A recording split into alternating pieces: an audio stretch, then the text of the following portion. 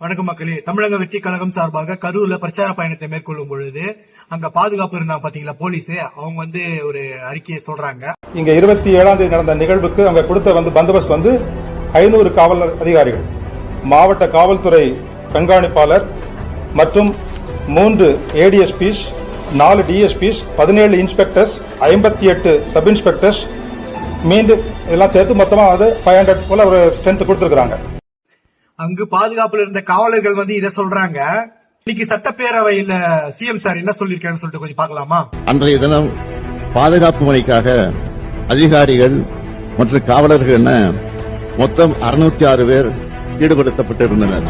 ஒரு ஆட்சியில் இருக்காங்க, பாதுகாப்பு வேண்டி ஒரு அதிகாரப்பூர்வமான ஒரு அறிக்கையை நாங்க கொடுக்கிறோம், மக்களுக்கு தேவையான பாதுகாப்பு கொடுக்கணும்னு சொல்லிட்டு நாங்க சொல்றோம்.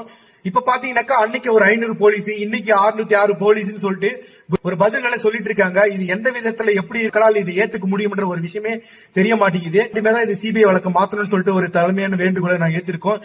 இதை தவிர்த்து இதை பார்க்கும்போது மக்களுக்கு ஒரு தெளிவான ஒரு புரிதல் வரும்னு நினைக்கிறேன். பொய்யான வதந்திகளை பரப்பாதீங்க. யாரு மக்கள் பாத்துட்டு இருக்காங்க, மக்களுக்கு எது நீதி நேர்மை என்று தெரியும். 2026 தமிழக வெற்றி கழகம் ஆட்சியில் வரும்போது தெரியும்.